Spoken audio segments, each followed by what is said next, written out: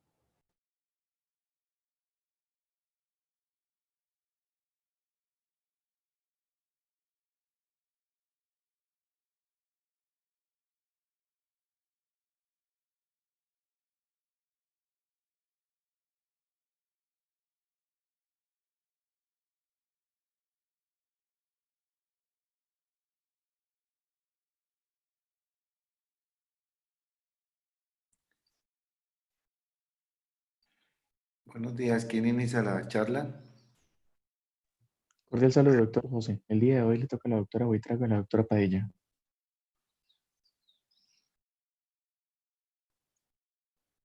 Gracias.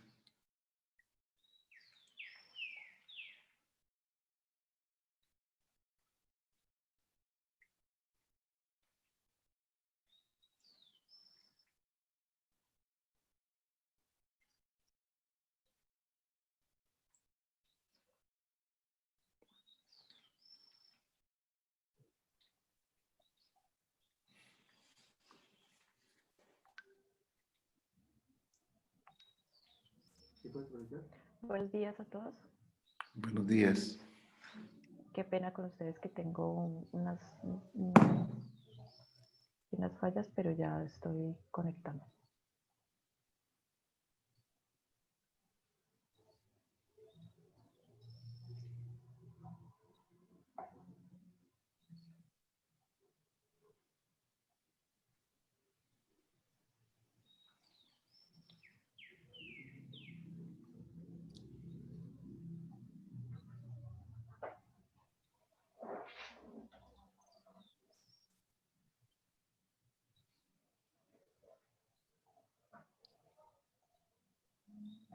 Quiero confirmar si están viendo mi pantalla.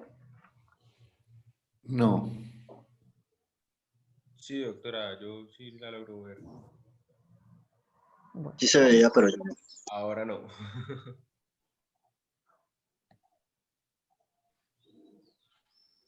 en este momento ya todos me ven. sí. Bueno, buenos días. Entonces, para continuar con la actividad que veníamos desarrollando en el módulo de manguito rotador, hoy vamos a hablar acerca de la semiología del manguito rotador y el contenido de la charla es el siguiente. Entonces, en la actividad pasada habíamos hablado algunos temas relacionados con la anatomía funcional y la cinemática del manguito rotador, sobre la historia natural de esta enfermedad, pero hoy vamos, antes de hablar acerca del examen físico y de las pruebas diagnósticas, hablaremos acerca de la clasificación de las lesiones del manguito rotador para poder entender estas lesiones. Entonces, es necesario empezar recordando que en el hombro doloroso, no solamente el manguito rotador es la estructura que va a generar dolor. Tenemos otras estructuras como el tendón bicipital, que cuando presenta diferentes procesos inflamatorios o rupturas pueden generar dolor en los pacientes con los que estamos trabajando día a día. Y adicionalmente existen otras estructuras como el complejo cápsulo-labral que puede dar explicación a estas lesiones. Adicionalmente, también los síndromes de pinzamiento, tanto subacromial como subcoracoideo, que podrían explicar y ser causas de dolor. Y de esta manera también pues las diferentes estructuras del manguito rotador que ya conocemos, como el subescapular, supraespinoso, infraespinoso y el redondo menor, y las estructuras externas del manguito rotador como la articulación acromioclavicular y el deltoides, que juegan un papel importante. Dentro de la cinemática debemos tener siempre presente que en el plano coronal se reducen los movimientos de abducción, y este movimiento de abducción aproximadamente 2/3 partes se producen en la articulación glenohumeral, básicamente generado por la participación del músculo supraespinoso y del deltoides, y la otra tercera parte restante está dada por la articulación escapulotorácica. Y en los movimientos de rotación en el plano axial vamos a encontrar digamos, una movilidad desde la rotación interna hasta la rotación externa, con una variación en la posición de las tuberosidades, tanto mayor como menor, desde la posición anterior inferior como hacia la región posterior superior. Entonces, en estos arcos de movilidad que realiza el hombro, tenemos que cuando vamos a tener la posición en abducción de 0 grados y realizamos un movimiento de rotación interna, principalmente vamos a tener una participación del músculo subescapular, y cuando este movimiento se realiza en plano a 90 grados de abducción, probablemente vamos a tener una participación a su vez del latissimus dorsi. En cuanto a la rotación externa, en 0 grados de abducción vamos a tener al músculo infraespinoso, y cuando hacemos este mismo movimiento pero a 90 grados de abducción vamos a tener, además de la participación del infraespinoso, la participación del redondo menor. Entonces, dentro de la evaluación clínica de los pacientes con un hombro doloroso y específicamente en pacientes en los que se sospechan lesiones del manguito rotador, tenemos que hacer una evaluación de los síntomas que presenta el paciente. Si los pacientes hacen una referencia hacia síntomas dolorosos o de debilidad, la localización de esta lesión, si de acuerdo pues a las 6 localizaciones descritas por Itoy, en la posición anterior, lateral, superior, posterior, central o dorsal, y si las características del dolor están relacionadas con una presentación nocturna, que son indicativas también de una lesión del manguito rotador, y también correlacionar si estas lesiones están asociadas a un trauma previo, principalmente porque cuando existen desgarros importantes o masivos del manguito rotador, estas lesiones asociadas al trauma van a ser mayores cuando los pacientes tienen son de más edad.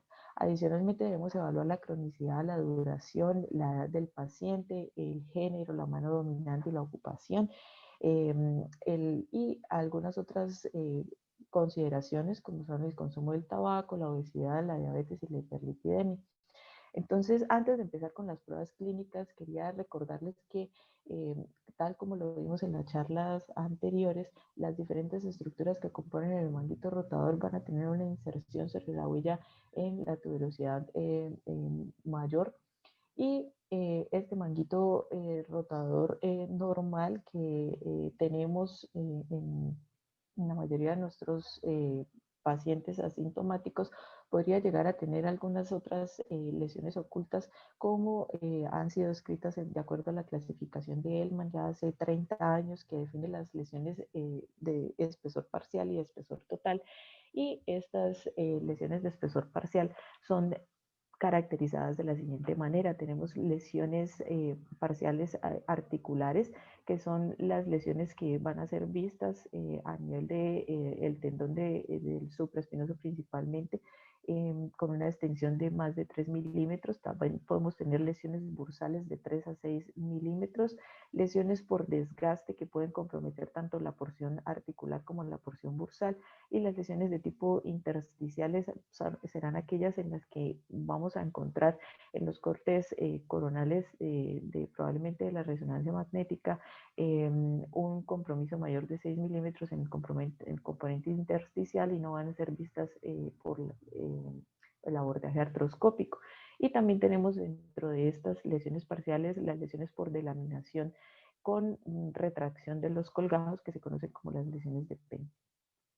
Y no olvidar también las lesiones tipo pasta, que son lesiones mayores a 6 milímetros, que son las lesiones por abulsión del tendón sobre la región articular, por sus siglas en inglés. Y respecto a las lesiones por espesor total, estas lesiones ha habido bastante controversia en cuanto a su definición. Si todas estas deberían ser consideradas como lesiones masivas o no. Sin embargo, dentro de esta clasificación que realiza Hellman, él considera que las lesiones totales pueden ser pequeñas si son menores de 2 centímetros, largas entre 2 a 4 centímetros y masivas mayores de 5 centímetros. Pero posteriormente Paté hace una segmentación para lograr como una clasificación más específica, y él divide los segmentos en el segmento entero superior y el segmento postero superior, y deja de lado las lesiones que comprometen al redondo menor. Pero dentro de esta clasificación incluye los diferentes estadios de las lesiones de el segmento anterosuperior, considerando, y del segmento posterior-superior, considerando si estas son cercanas a la tuberosidad, cercanas a la cabeza o cercanas al reborde glenoideo, como lo vemos aquí en estas imágenes. Y adicionalmente, dentro de este modelo de la historia natural de las lesiones del manguito rotador, vamos a encontrar la clasificación de las lesiones de espesor total que pueden estar comprometiendo básicamente el cable rotador, como lesiones que pueden variar desde anteriores hacia posteriores, y vamos a poder también encontrar en estas lesiones las que se originan desde el componente central y tienen una distribución anterior y posterior, como ya lo hemos revisado anteriormente. Sin embargo, el doctor Stephen Burkhardt hace una clasificación con, aislada al segmento póstero superior del manguito rotador, y empieza a hacer una subclasificación, una nueva clasificación para estas lesiones dependiendo de la morfología o las características morfológicas macroscópicas que tienen estas lesiones, considerando las lesiones crecientes, aquellas que tanto en las dimensiones AP como en medio laterales, la ruptura o la lesión va a ser menor de 2 centímetros, como se observa en esta imagen.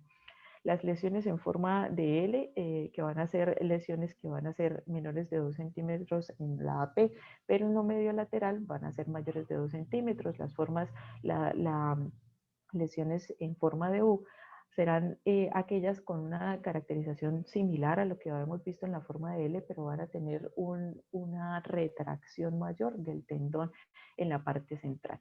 Y las lesiones masivas serán aquellas que serán mayores de 2 centímetros en la vista P y en la vista medio lateral, y van a tener una retracción aproximadamente mayor de 5 centímetros, que es como el concepto en general que se tiene sobre estas lesiones de tipo masivo.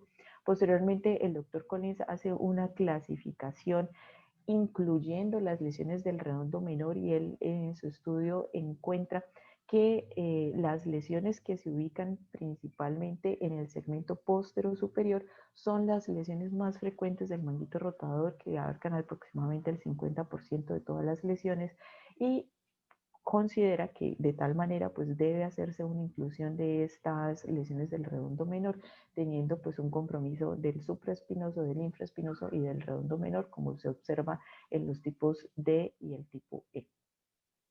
Entonces, dentro de este examen clínico que hacemos en búsqueda de las lesiones del manguito rotador en nuestros pacientes, hay que hacer una evaluación inicialmente acerca de la movilidad articular, y empezamos con el ver, tocar, mover. Entonces vemos qué tanta movilidad activa tiene nuestro paciente en los diferentes arcos de movilidad.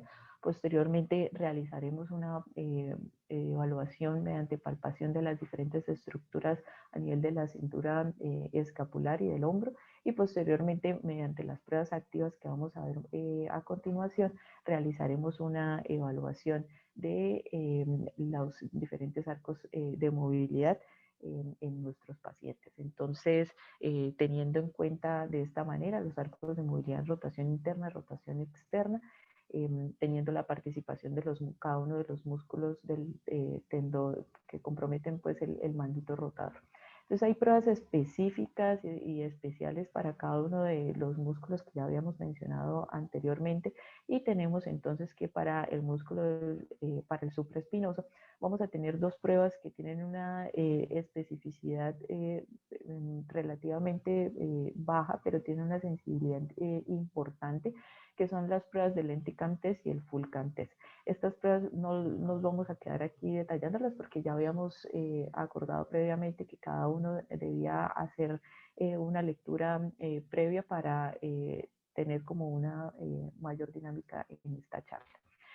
Para la evaluación del músculo infraespinoso, nosotros tenemos Una prueba que tiene una sensibilidad definida por algunos autores muy buena, hasta el 97%, y una especificidad realmente en todos los estudios mayor del 93%, y que va a ser la prueba de el retraso de la rotación externa, que es esta prueba que vemos acá, con una abducción de 20 grados, y se le solicita al paciente que realice la rotación externa. Ese paciente, cuando tiene esta incapacidad, pues va a tener una retracción en esa, o un retraso en ese movimiento de la rotación externa. Para el redondo menor vamos a tener 3 pruebas específicas, que son la prueba de Paté, la prueba del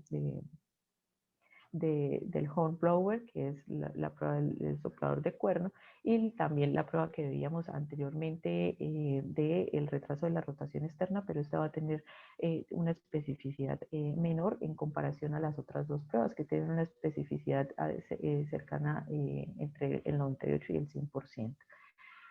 Y para el músculo subescapular vamos a tener las pruebas del lead of test y la prueba que es la prueba del despegue, en la que se va a solicitar al paciente que se realice, realizando una rotación interna, realice una separación del dorso de la mano respecto a la región dorsal de la dorso lumbar de la columna.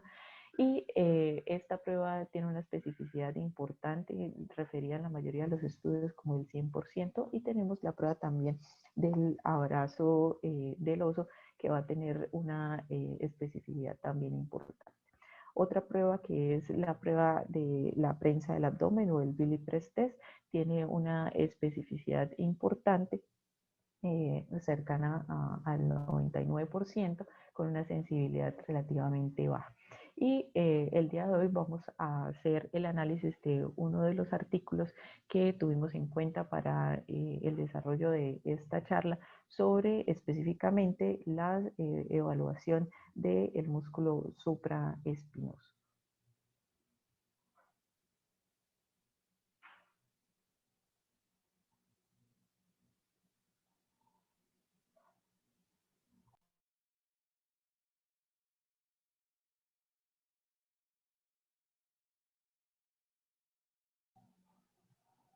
Lucy, si quieres puedes ir compartiendo la pantalla para mostrar el análisis epidemiológico que hicimos del artículo que seleccionamos.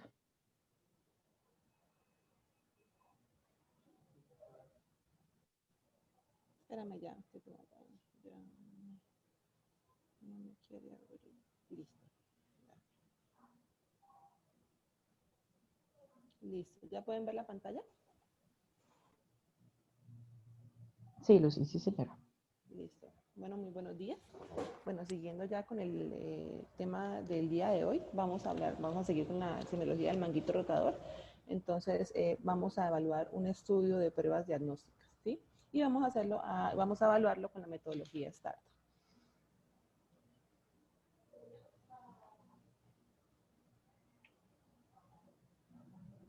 Listo, entonces acordándonos, o voy a explicarle un poco qué es la metodología START. La metodología START es como una especie de evaluación, la cual se le hace a todos los estudios o las pruebas diagnósticas. Esto fue un consenso que se realizó, que comenzó a realizarse desde el 1999, donde se reunieron todos los evaluadores de Cochrane, en donde definieron pues realizar como unos diferentes ítems, los cuales deben cumplir todas estas pruebas, pues para que sean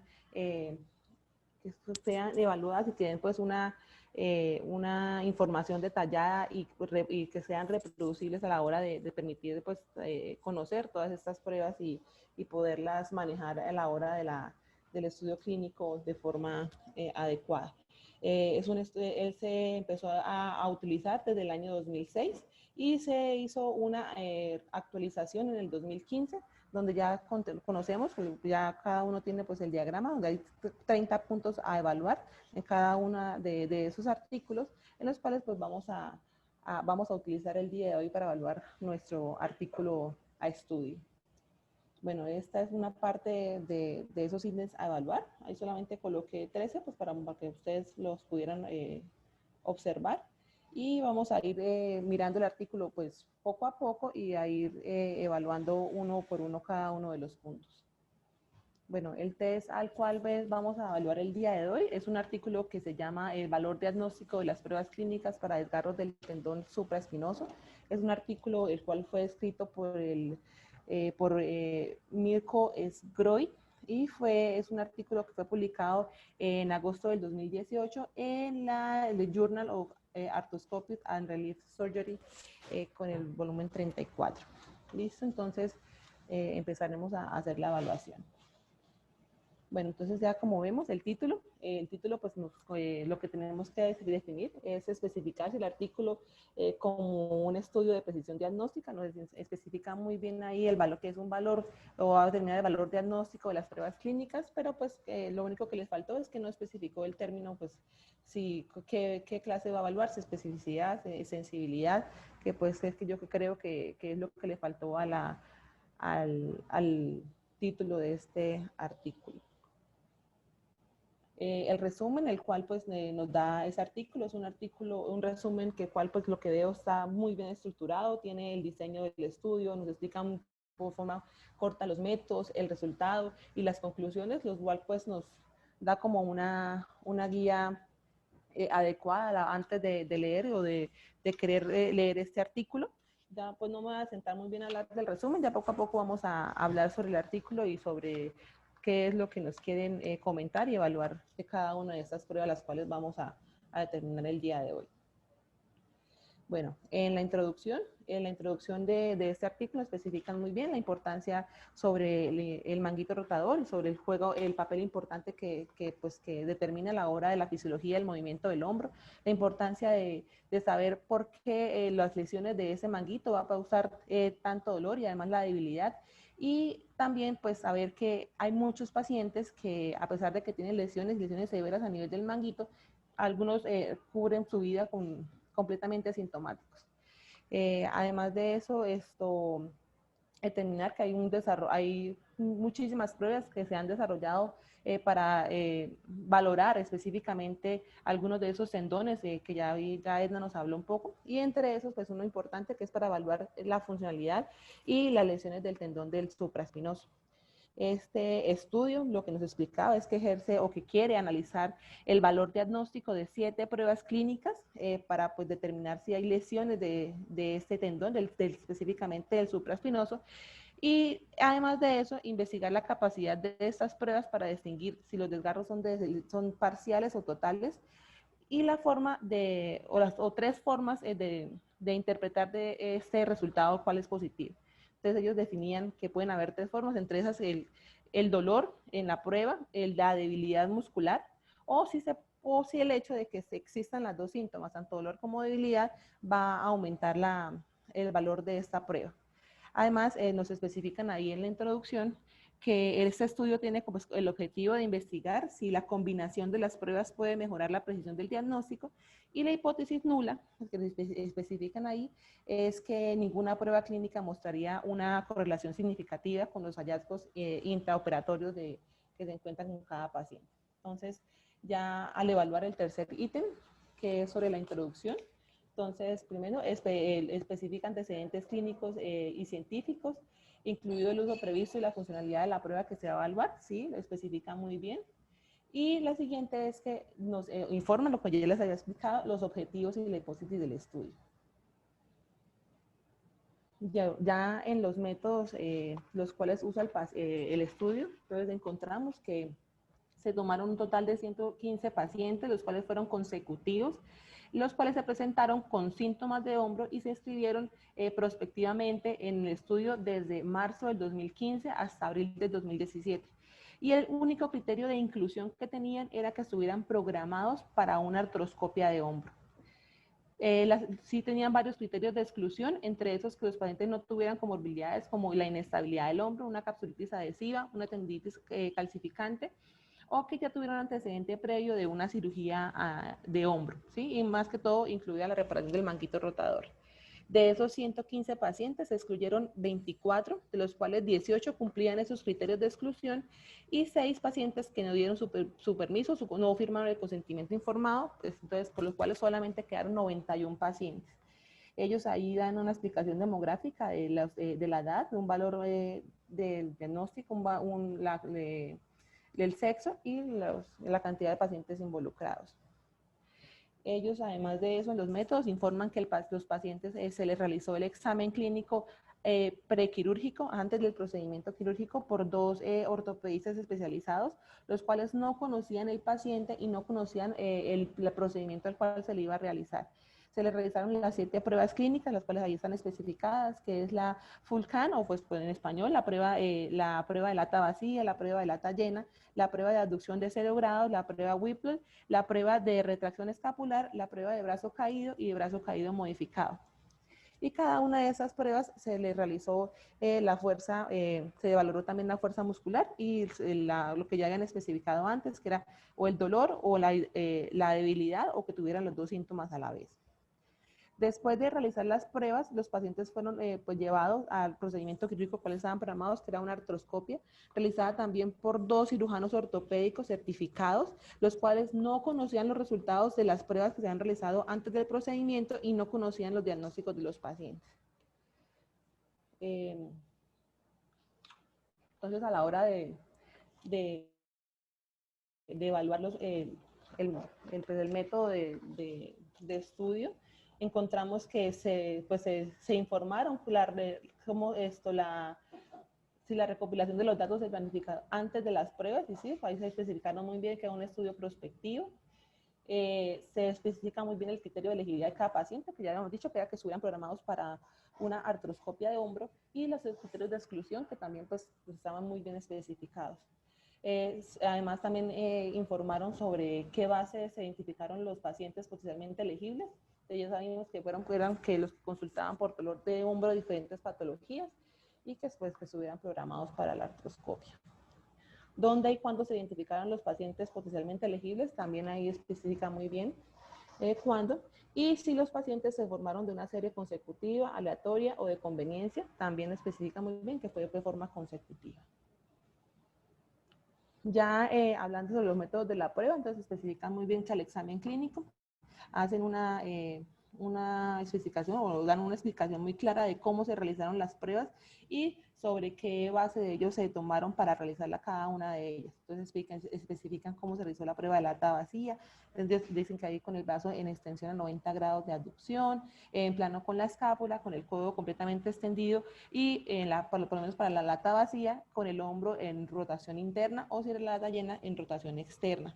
También se especificó absolutamente todas las pruebas de abducción a 0 grados, las pruebas de Whipple, la prueba de retracción escapular y la prueba del brazo caído.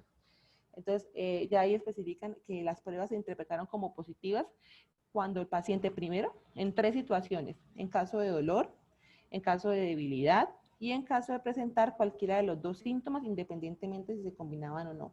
Y la fuerza del tendón supraespinoso se valoró con la escala Oxford, la escala de 0 a 5, la cual era evaluada con el brazo contralateral, donde, pues ya como todos sabemos, el 5, que es la cantidad normal de fuerza a la resistencia aplicada, considerado como normal con el sano, o 4, que tenga menor cantidad de fuerza que ese 5, pero que no sea mayor que 3, y 3 la capacidad para moverlo contra la gravedad, la 2, la capacidad para moverlo un poco, la 1, contracción del músculo sin movimiento articular, o 0, sin contracción muscular.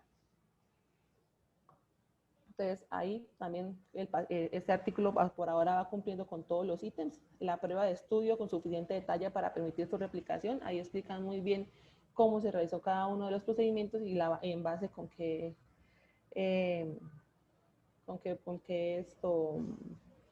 artículo pudieron hacer la prueba.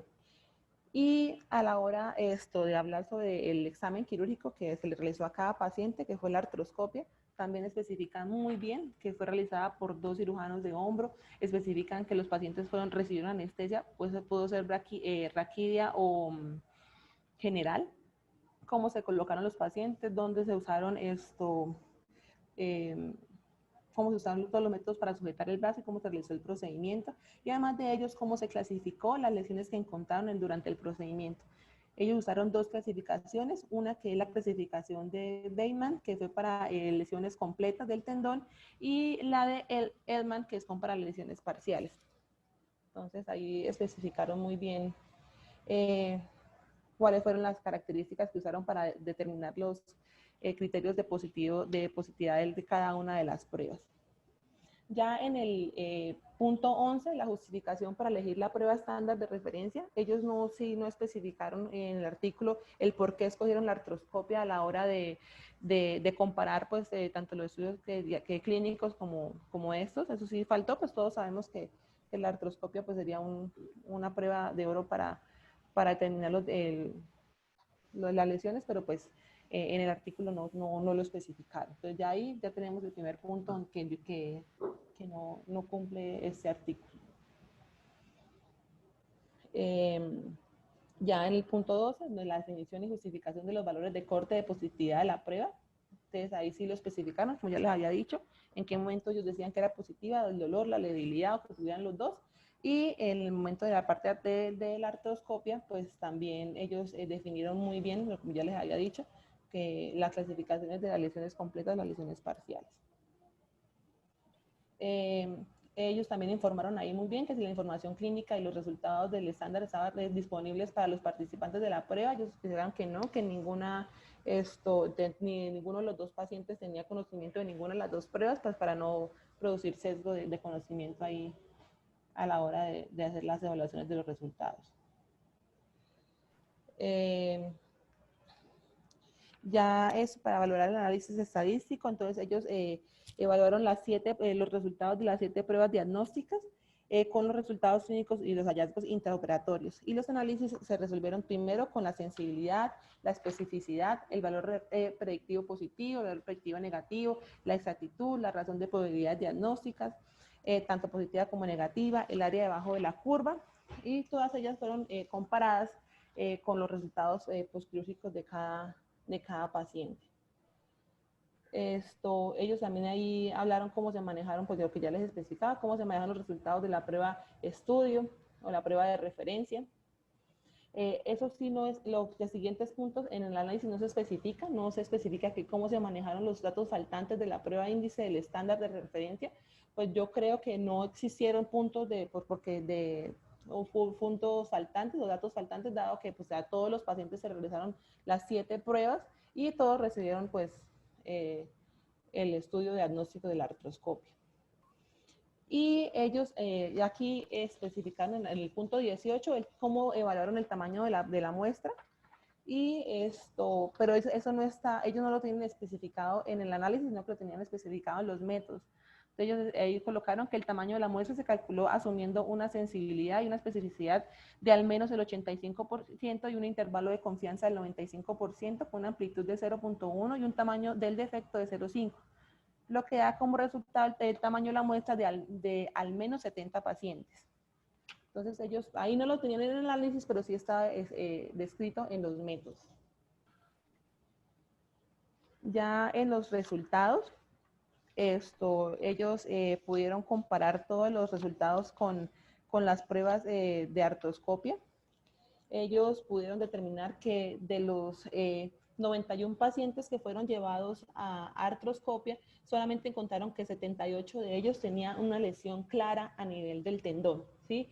Esos son los que tenían una lesión completa y uno tenía una lesión parcial.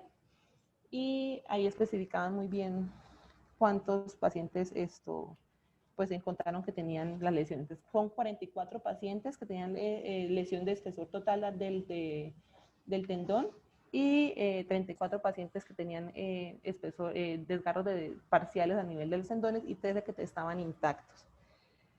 Ellos además también compararon las lesiones concomitantes que estaban acompañando las lesiones del supraespinoso. Encontraron que tenían lesiones también del tendón subescapular, tenían lesiones del tendón infraespinoso, que tenían lesiones del tendón del bíceps, del labrum y tenían también características como una osteoartritis de la articulación acromioclavicular, la cual eran sintomáticas. Entonces se dieron cuenta que comparando pues todos los pacientes, los que más tenían lesiones concomitantes eran con el tendón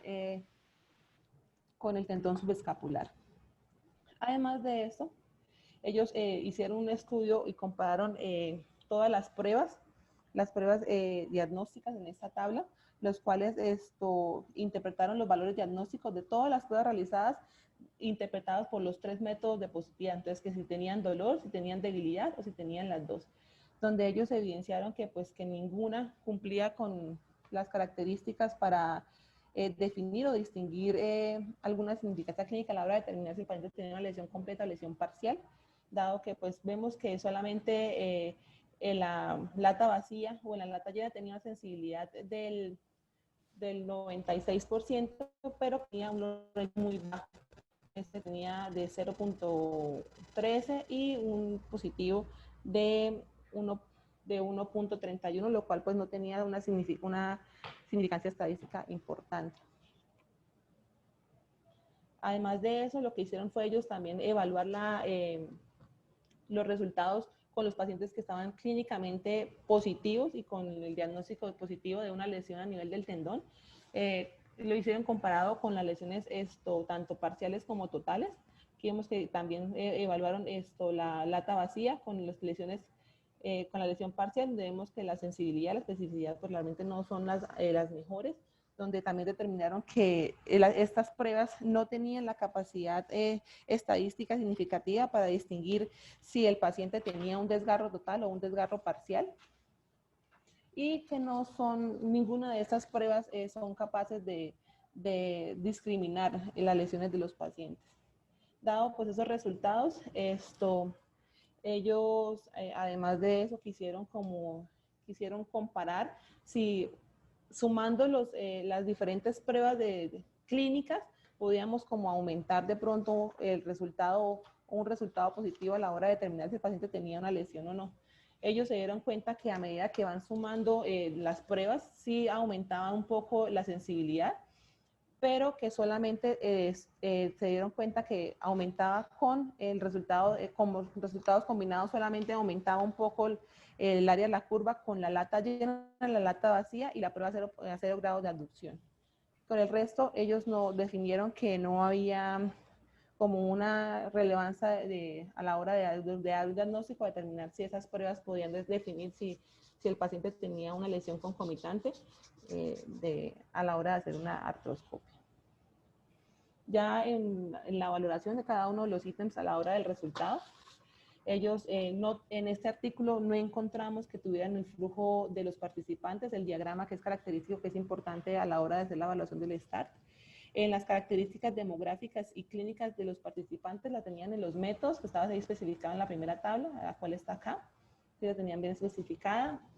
La distribución de la gravedad de enfermedades en aquellos con la afectación que estábamos estudiando también la tenían muy bien especificada, y si tenía alguna distribución de diagnósticos alternativos, también especificada, lo que yo les había informado con las lesiones concomitantes que tenía cada quien.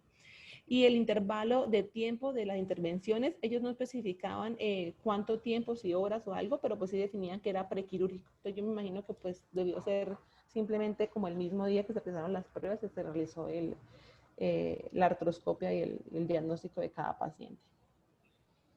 Ya en los resultados, a la hora de clasificar, vemos que ellos cumplen con todo, la tabulación cruzada de los resultados de las pruebas o con los resultados de la referencia estándar, los tienen ahí especificados. Los especificaron tanto con el resultado completo de los pacientes, de los 91 pacientes, los resultados de las pruebas clínicas y las pruebas de la artroscopia. También lo hicieron comparando solamente con los resultados positivos, que eran los 73 pacientes positivos con lesiones parciales y totales, y con los resultados de la prueba. También se hicieron las estimaciones de la exactitud del diagnóstico y su precisión, también tenían intervalo de confianza. Pero no, en esta parte, en el 25, ellos sí no explicaron eventos adversos a la hora de hacer las pruebas de índice, la prueba de referencia, no informaron absolutamente nada. Y en la parte final, en las limitaciones del estudio, En el sesgo, ellos sí, pues hablaron sobre las diferentes limitaciones y los sesgos que tuvieran, dado que pues lo que ellos más informaban es que solamente se llevaron a la hora de hacer las pruebas, solo pacientes que estuvieran programados para hacer una artroscopia, solamente no se usaron pacientes que no tuvieran pues estos, no tuvieran otros estudios a la hora de evaluar las lesiones, si tenían lesiones o no. Además, el estudio no permitió o no se hizo no se calculó la confiabilidad la intra e interobservador antes de hacerle a la hora de evaluar las diferentes pruebas que se hicieron a todos los pacientes.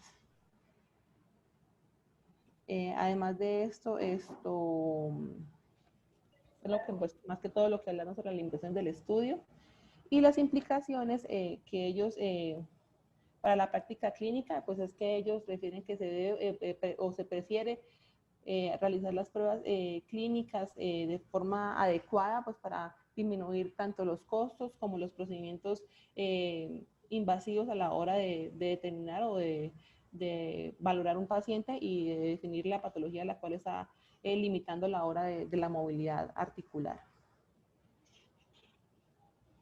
Y la otra información o información adicional, la cual pues sí la tiene el artículo, que es, tiene el número de registro y el nombre del registro completo, tiene donde se puede acceder al protocolo completo y ellos informan si tienen fuentes de financiación, otros apoyos en la parte de las referencias y los datos suplementarios. Entonces, el artículo, pues, a pesar de tener algunas, solamente de los 30 puntos, solamente le faltaron cuatro detalles, pues, creemos que es un artículo, pues, muy bueno para evaluar y de lo que estamos hablando el día de hoy sobre la semiología y aclarar sobre los diagnósticos clínicos de esta patología.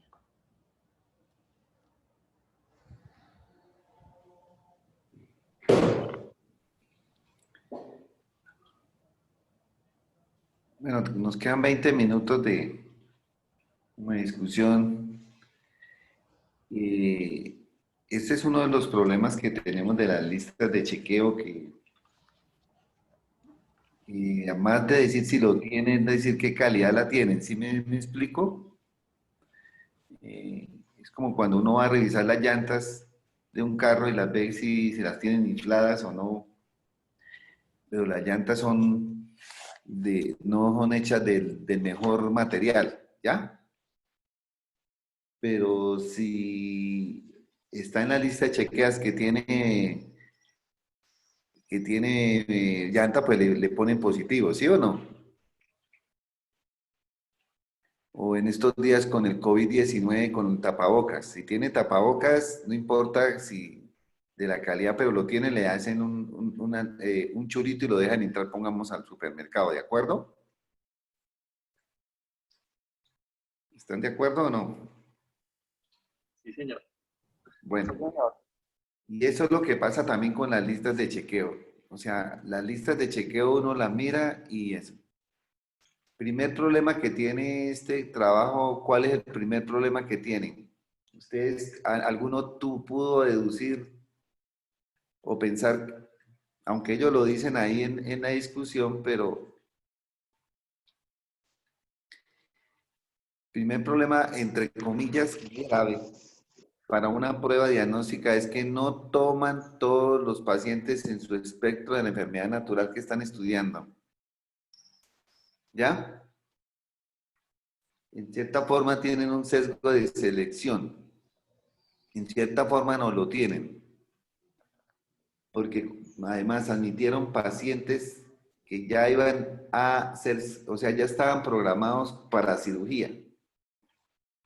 ¿Sí? Pero los otros, los asintomáticos, no los tuvieron en cuenta. ¿Ya?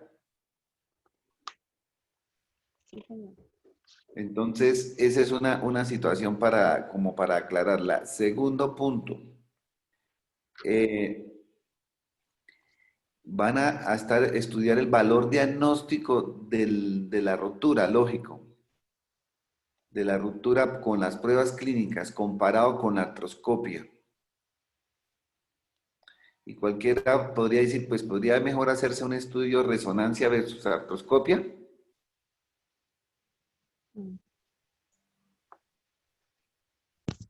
Podría ser, claro que sí, otro estudio, pero ahorita definitivamente ellos lo que quería mirar bajo la debilidad.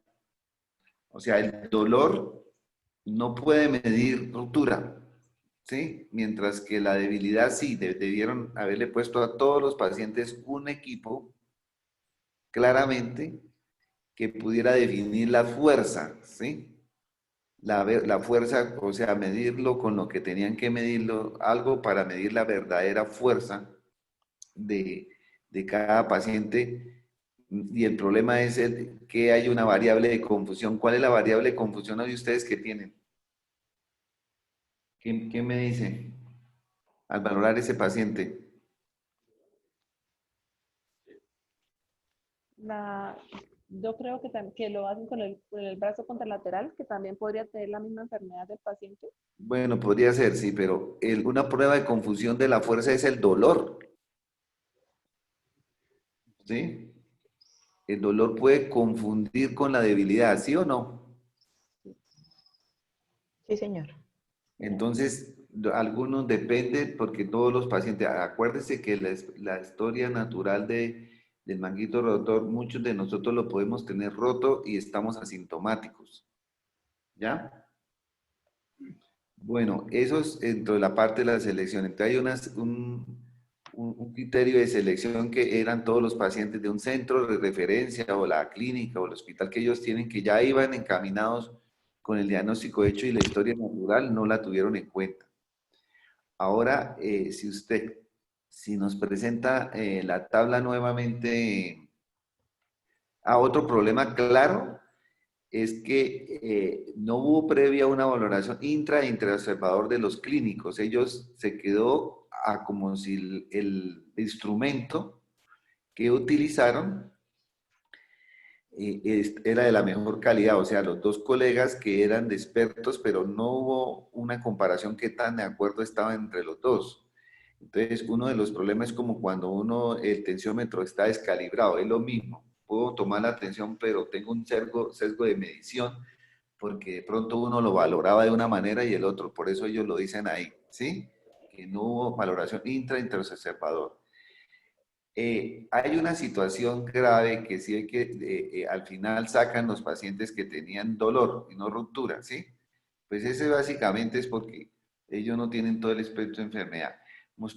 Mostremos la tabla al final donde miden todos el EQ y un radio. Aquí, esta. Cualquiera de esas. Si ustedes pueden mirar las mezclas y todo, lo más importante ahora es LR positivo, LR. Ninguno de ellos, el positivo ya se supone y ya sabemos que para que ser bueno por lo menos tiene que ser mayor de 10. Ujú, sí, Y señor. el RR debe ser menor de 0.1, ¿sí? Y ellos muy malo, el EQ radio positivo. Entonces lo que tienen que, aunque estadísticamente fueron algunos significativos, ¿sí? Eso es lo que hay que tener, la estadística con la clínica o en este caso con la prueba diagnóstica. ¿Qué tanta puede servirme ese examen para ruptura parcial o total, ¿no? ¿Sí? Pongamos el primero para ir en orden. Parcial y full, ¿sí? Empty can para ruptura parcial. El RR de 1.65 y 1.7, o sea, bajísimo, ¿sí? ¿Qué quiere decir ese? Que si el paciente lo tiene positivo, claramente el que lo va a hacer seguramente lo va a tener. Una posibilidad y no lo tiene. Y el negativo, si no lo tiene, lo mismo, muy bajo. Valores demasiado largo, grande en uno y muy bajito en el otro. Pero mire la P, ¿sí vieron? Entonces, ellos se cogen que sí, que algunos que estadísticamente significativa, pero caen otra vez en el error de pensar solamente en la P y el tamaño del efecto. En este caso, el RR, que es el que hay que mirar, no es el mejor. O sea, para mí ninguna de esas pruebas sirve para valorar rotura. Puede valorar otra cosa, ¿sí? Podrían cuantificar la escala del dolor. Ahora, un error que yo les veo, ellos, ¿por qué hicieron la curva, el examen bajo la curva? ¿Alguien me puede tener la respuesta? A más de LR positivo o negativo, ¿por qué hicieron la curva ROC? Álvaro, ¿usted qué es el que? ¿Aló? Aló, hola, profe. Pues, profe, las curvas Este, ROC sirven este, para, ¿para qué? sirven como para evaluar, o sea, como para mirar la relación que existe entre la sensibilidad y la especificidad de la prueba. Sí, por Entonces, eso. cuando el área bajo la curva es alta, en general por No, encima del ¿por qué lo 90%, hicieron? Dígame por qué lo hicieron. ¿Alguien sabe? ah, Porque aquí se presentan LR positivo, LQ radio positivo, LQ radio negativa aquí. Y por Quizá eso, para darle más fuerza, no sé, voy a inferir, doctor José, sería para darle más fuerza que dado que el live radius positivo no le dio mayor de 10 y el negativo le dio no menor a 0,1, ¿será que no, para darle no más fuerza? No, sé, no ¿quién lo sé. sabe? ¿Quién sabe? A ver, ¿quién puede imaginarse? A ver, muchachos, por eso es que tenemos que ir mirando y recordando. Esta es una variable positiva, negativa. ¿Se acuerda que es binaria? ¿Tiene dolor? ¿No tiene dolor? ¿Tiene ruptura? ¿No tiene ruptura? ¿Vale? ¿Sí? sí, señor. Entonces, era una variable de tipo cualitativo nominal. Ujú. ¿Ya? O de pronto ordinal porque grande o pequeña, ¿sí? Entonces, como midieron el tamaño de las rupturas, pasaron a una curva ROS, se volvieron una variable cuantitativa. ¿Ya? ¿Sí me están entendiendo? Si no, vuelvo y lo explico. Esta tabla es para variable si lo tiene, no lo tiene, variable binaria, sensible, ¿sí? Positivo del examen, negativo, ¿sí? Pero no dice el punto de corte que ellos dicen ahí, no dice glicemia en 150.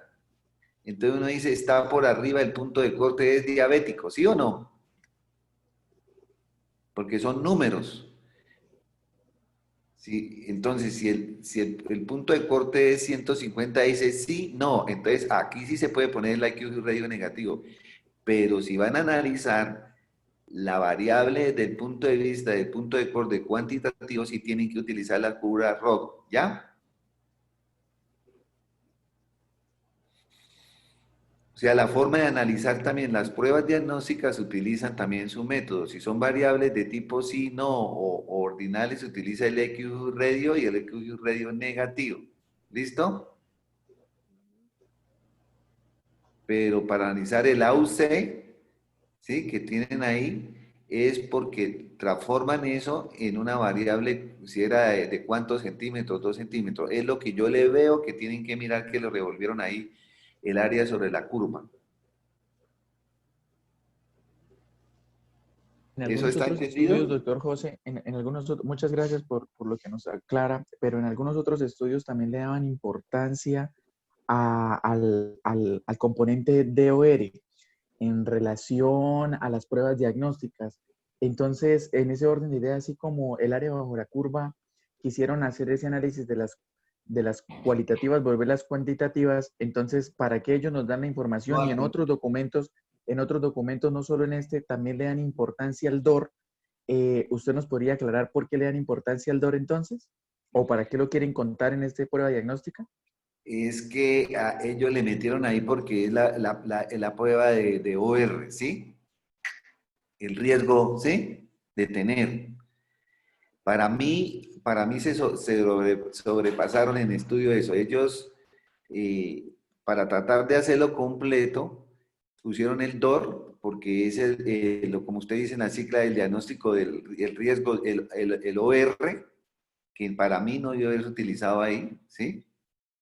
¿Mm? Aunque no es que no se debió haberse utilizado, perdón que estoy utilizando, el OR se utiliza con la curva ρ siempre, van los dos pegados, ¿sí? Si uno quiere medir OR en una cosa, sí lo puede utilizar con la curva ρ, pero la curva ρ se utiliza cuando la variable usted la tiene que va a variar va a valorar variables cuantitativas, ¿sí? Entonces, pongamos, lo que no me quedó claro es que si allá no midieron cuántos centímetros, ¿sí? Ok, sí, señor.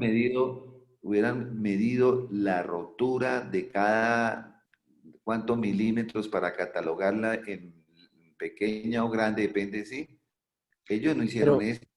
pero mi pregunta va, gracias, don José, pero en relación en concreto, ahora voy a hacer una pregunta en concreto, así como el ratio positivo, el IQ ratio positivo mayor de 10 es un concepto para tener una prueba diagnóstica o tenerla en cuenta, ese DOR, ¿cuál sería el punto de corte para que uno diga, El punto no, analizando el DOR? el DOR es el OR. El punto de queda es que cuando no hay diferencia es uno.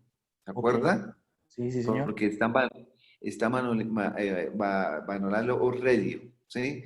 Y eso es una medida que se tiene en la curva ROT. Va pegado a la curva ROT, ¿sí? Como otro que se saca de ahí. Pero en este caso, sí podría ser valorar el OR de riesgo de ruptura o no ruptura, ¿sí? ¿Ya? Sí, señor. El riesgo, porque es OR, pero uno de los problemas es que ellos no tuvieron los pacientes asintomáticos. Entonces, en cierta forma, ese OR calculado ahí a mí no me cuadra porque tienen que ver qué pasa con un paciente que no esté sin dolor, como para meterlo en la tabla de 2 por 2 porque no hicieron en todo el análisis del lado. ¿Sí? ¿Cuál es el riesgo de un paciente que no le duela, ¿sí? Y que yo le haga artroscopio y que lo tenga roto, ¿sí me entiende? Es una probabilidad. Entonces, todos son probabilidades, porque los pacientes los llevaron a cirugía porque les dolía. Entonces, por eso es un sesgo de selección, porque tenían todos los que ya sabían que les dolía. ¿Ya? Y utilizaron pruebas diagnósticas para medir la cantidad de rotura que tenía, que para mí tenía un sesgo de confusión, que es el dolor. Y además tienen otro sesgo, que no valoraron la concordancia entre los dos que lo medían, o sea, el aparato que era la parte clínica, ¿sí? Y además no tuvieron una medida clara de medir fuerza, algún aparato de decir, bueno, este vamos a medir especie. ¿Sí me estoy explicando? Sí, sí, señor. O O sea, sea, las profe, medidas o se sea que lo que utilizaron usted para plantea, lo que usted plantea, si quisiéramos mejorarlo y digamos, si aplicáramos, digamos, para una prueba en ese mismo contexto y quitáramos el dolor subacromial, nos aumentaría lo que usted está planteando, quitándole el dolor. Claro, si yo le quito el Eh, dolor y utilizo un aparato específico o alguna prueba para medir fuerza, yo digo, bueno, me está sirviendo esto porque indirectamente me está diciendo que a medida de la debilidad sin dolor, puede ser que ese paciente me esté diciendo que esté roto parcial o total. ¿Sí me entiende? sí, señor. Ahora, esto es un análisis que uno hace ya, pero esto no es tan fácil.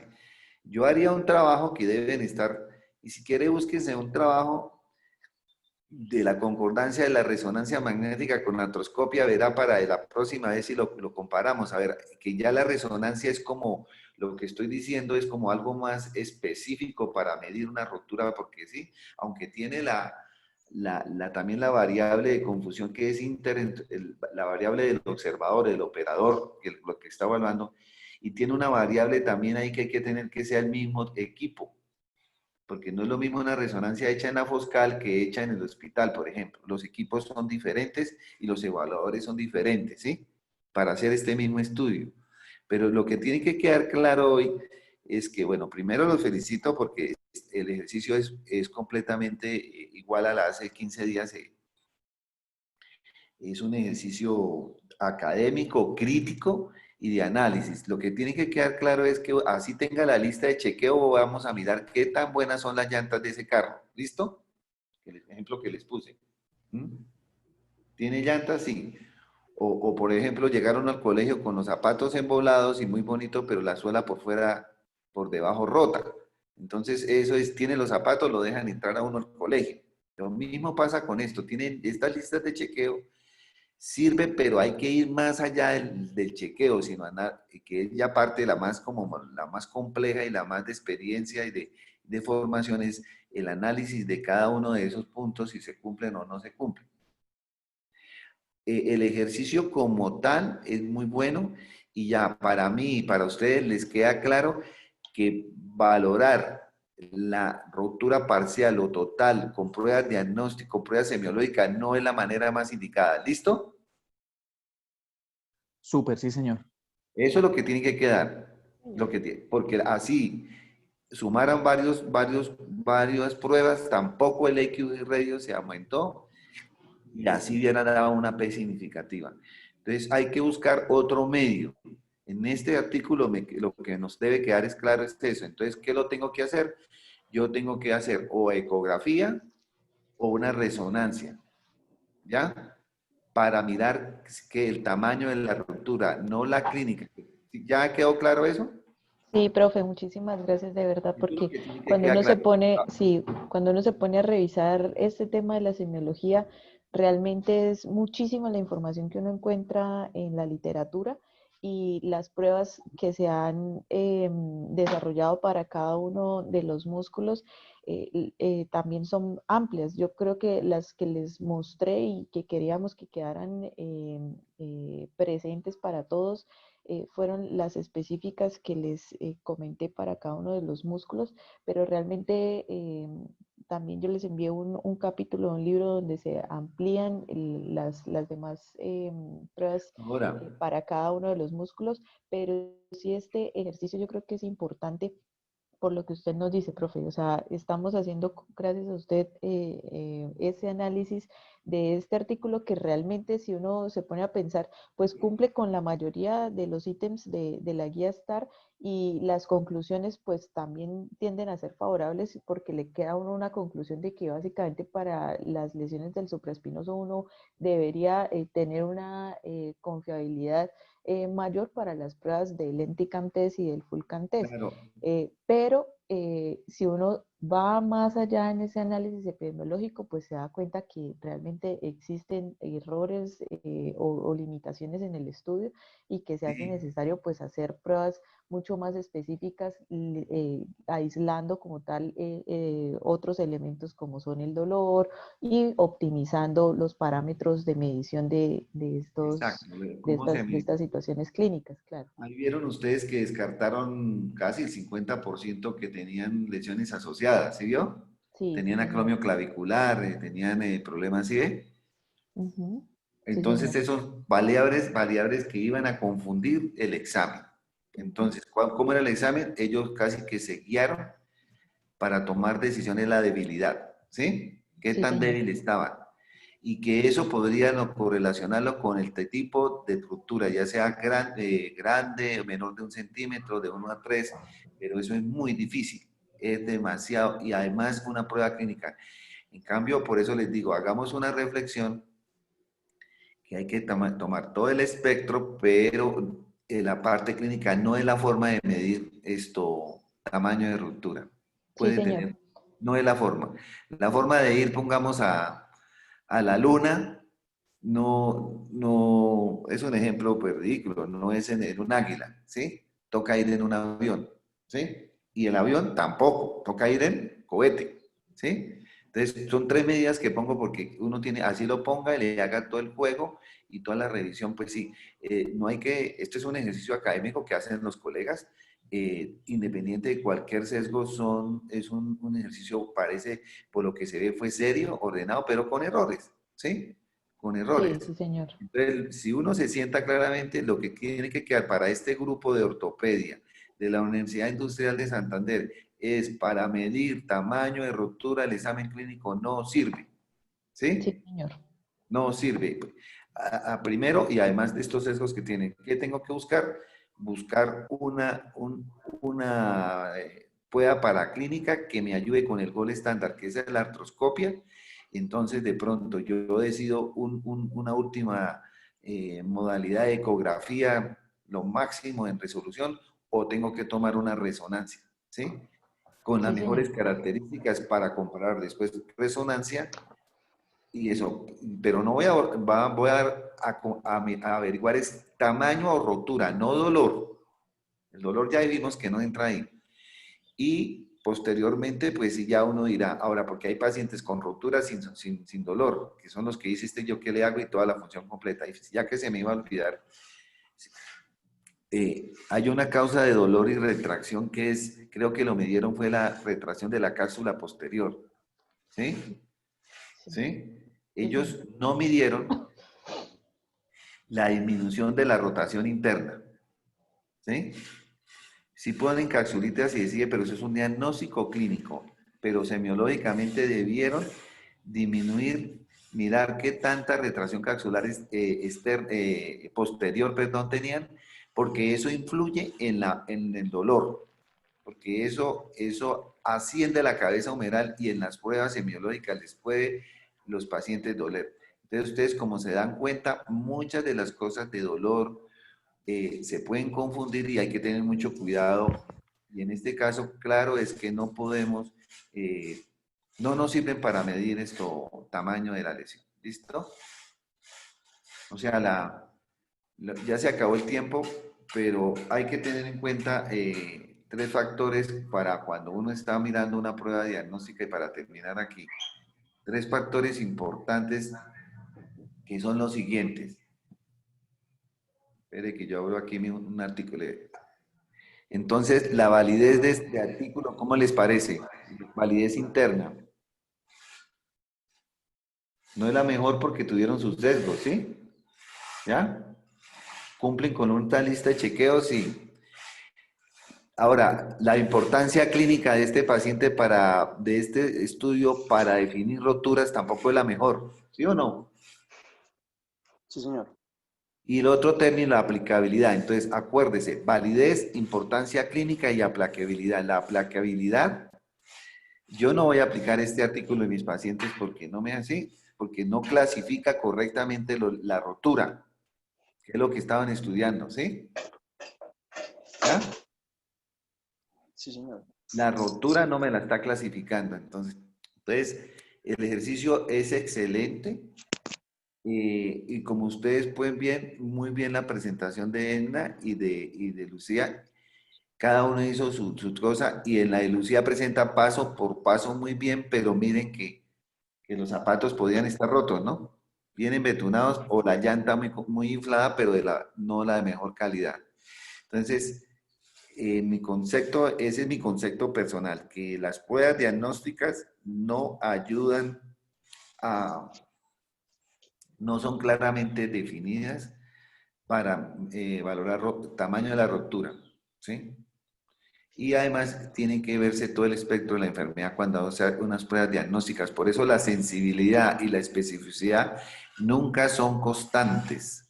Nunca van a ser constantes porque cada paciente tiene un espectro diferente al otro. Bueno, yo pienso que hemos hecho un buen ejercicio, un gran ejercicio y felicitaciones nuevamente.